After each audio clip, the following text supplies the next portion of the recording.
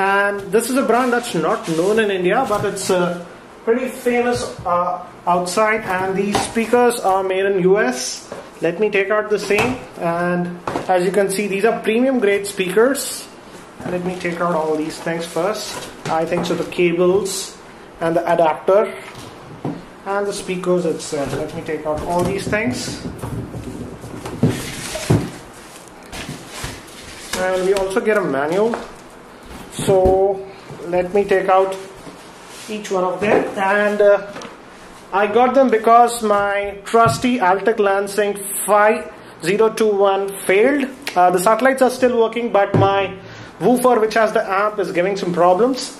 And these audio engines, you don't get a separate amp. The amp is built inside the speakers itself. So these are powered speakers, and they are fairly small. Actually, I wanted to get the audio engine A5, but sadly they are not available. Actually, this is also not available in India, but one of my computer dealers had a unit, so I just got them. These are about $200 US, and the A5s, which are slightly bigger than this, are about $400.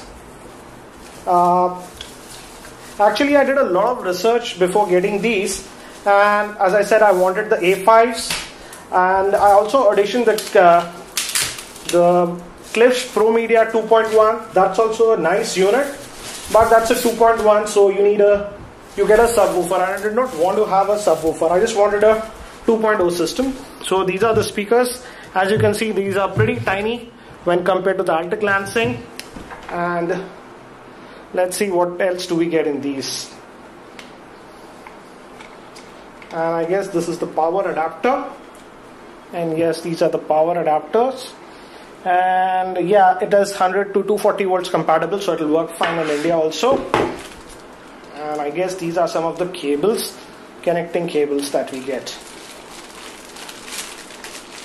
And yeah, we get one 3.5 mm unit, and actually two 3.5 mm jacks.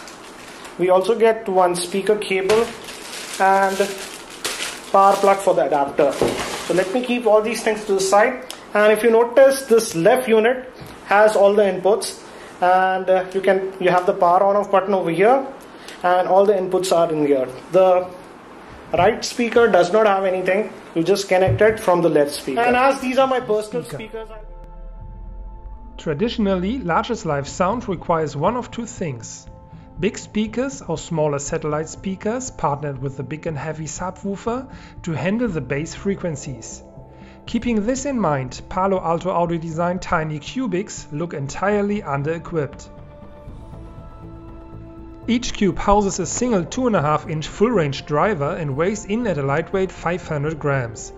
At the very first look, there is no subwoofer anywhere to be found. Instead, a tiny reflex port at the rear of each speaker aims to increase its ability to produce deep bass. The cubic is mounted at the top of a solid and well-constructed metal stand, which aims the speakers towards ear level. You will find buttons on the top of the right-hand speaker to be able to adjust the volume and engage the bass boost mode for listening at low volumes. The cubic speaker connect directly via USB, making them pure digital speaker. That means the audio signal is first sent from the computer to the speaker through a digital USB connection, then amplified by the full digital amplifier. As the signal is kept completely in the digital domain until driving the speaker, the sound produced is noiseless and bit by bit perfect. They might be tiny, but the scale of sound that spills out has to be heard to be believed. The cubics deliver full-bodied audio with orchestral works showing off the pinpoint imaging and everything from solo vocalists to frantic dance tracks benefiting from the stunning clarity. The cubics are stunningly effective for the tiny size, but at this price I'd simply expect nothing less. And now you have the chance to get an impression of the sound quality delivered by the Palo Alto Cubic. Stay tuned.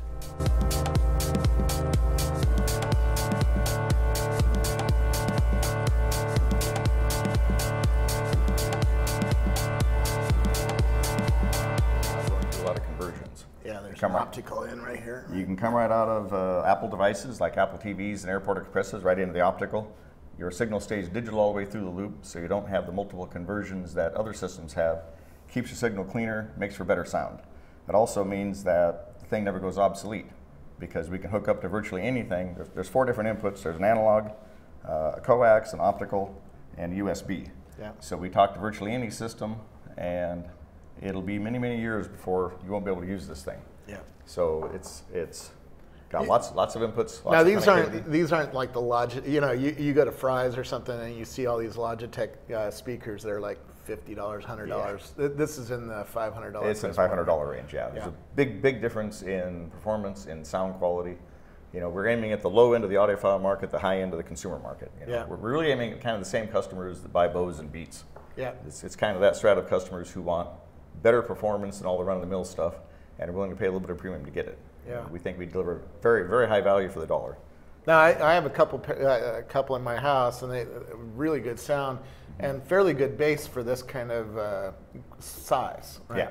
Yeah. It doesn't have a subwoofer in there, does it? It does not have a subwoofer in it. Yeah. It has a thing on the back here called a passive radiator. Some people have looked at this and thought, gee, there's a subwoofer on there. Yeah. It's actually a device that when I push on the woofer in the front, you can see it move. Yeah. It's all in the same air chamber. That basically helps get the bass out of the unit. And so I don't know if you know frequency numbers, but we play flat down to 48 hertz. Okay. Which most speakers this size go to about 80. Yeah. So we're almost a full octave lower than most speakers this size. So it gives you. We sat down at the beginning of the company and listened to lots of different things and said, you know, music doesn't sound like music without bass. Yeah. You got to have bass in it to really sound like music. Certainly the kind of music I like to listen to now. Kind of music most of us like. You need well, to I don't know if you like line, EDM music. no, I don't. But the stuff that I listen to, it needs a bass line too. You know, Yeah. classic rock and things like that. So Yeah. really good bass performance. If that's not enough, we actually have a subwoofer output built into the thing, so it can drive a powered subwoofer. When you plug it in, we cut the bass out of it, so it doesn't have to work so hard. Reroutes the bass to the sub, even better sound. Yeah. So a lot of flexibility. And it comes as a stereo pair. There are 2 speakers. Yep. Most of the things that we compete with have just a single box unit. And they sound pretty good, but they're really all about convenience. You can't, unless you stick your head right in front of one of those, you don't get stereo. You know, if you want stereo, you need one here, you need one there. Yeah. And so a real stereo pair, great sound, lots of flexibility, kind of an obsolete-proof design. That's what we bring to the party. Yeah. Well, you know, I wanted to talk to you because you're an entrepreneur trying to build something that's existed for, I don't know, dozens of years. Mm-hmm. And, you know, and the distribution's changing, right? We used to go into small little stores and listen to speakers like where I used to work, and now those stores are gone. And most of the buying behavior now is either in a big box store, which you have to convince a committee at Best Buy to put you in there, or it's on Amazon, and where I don't get to listen to the speaker, and so I have to rely on marketing to tell me what is a good product, you know? So our approach to that was, yes, you rely on marketing, but the marketing that we want you to rely on is what others are saying about it. Yeah.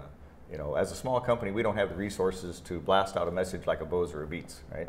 Yeah. We can't do mass media or hire a celebrity. Yeah. So what we've counted on instead is getting a loyal user base that's willing to share their experiences with others.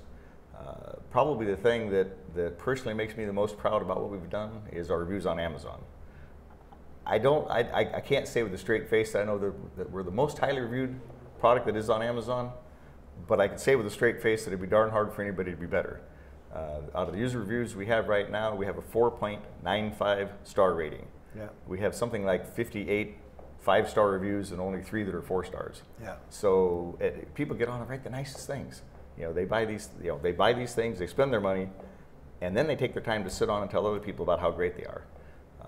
Which is, you know, since I did my book, and it's published by Amazon, mm-hmm. if you don't have those reviews, you're done, because that's the new store. Right. You know, you walk in the store, and if one pair of speakers has 100 reviews and this pair only has 2, you're not buying the one that only has 2, right? And so that was really our approach to how to get our name out there as a small company, was to start out with users and then professionals. Yeah. We have about a dozen reviews online from professionals who see all kinds of audio equipment, and they get our speakers in and they're impressed with them. You know, their reviews are much like the user reviews on Amazon. They have nothing but nice things to say.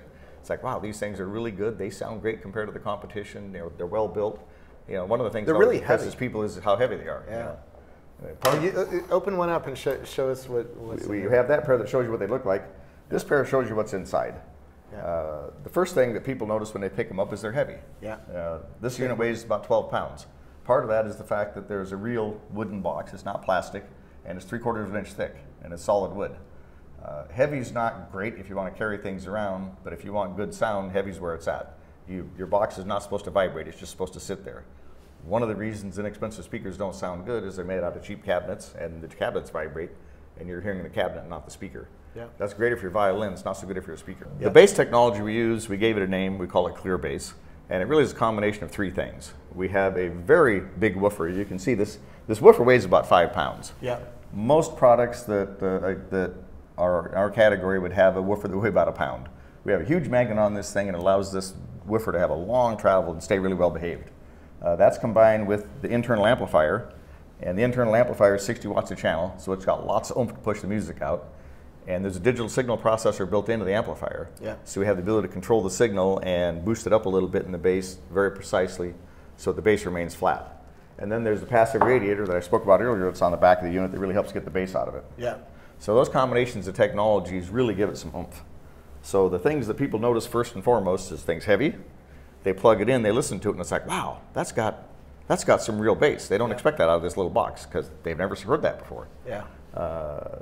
And you're covering all the same stuff. I visited Harman and met with their engineering teams, and they talked about, we buy drivers, they have a certain behavior, and they know that behavior, and then they're able to do a lot of stuff with the DSPs to really change how the sound comes out. If you have control of the amplifier, then you can do a lot of stuff things. you didn't have back in high school. You didn't have that. I didn't have that in high school. You didn't have that until about 10 years ago. Yeah.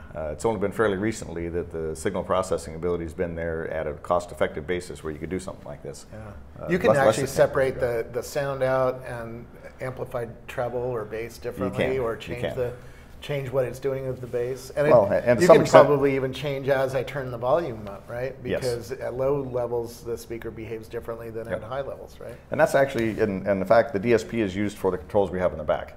The volume and the bass and treble controls actually run through the DSP. So they control all that in the digital domain. They don't cause any distortions. Nice, very clean control of it. And the bass and treble knobs, we know how to make a speaker that sounds good just sitting there, right? But the question is, where is sitting there? Yeah. People put speakers in different locations, and you can't design a speaker to sound good in every location, because when you get near a wall, you get a lot of extra bass out of the wall. It gets a little boomy. How do you control that? Well, you don't with a normal speaker because you don't have any controls on it. Here we have the bass and treble controls built into the speaker, and they're really there to account for room placement. Yeah. If you put them on your desk,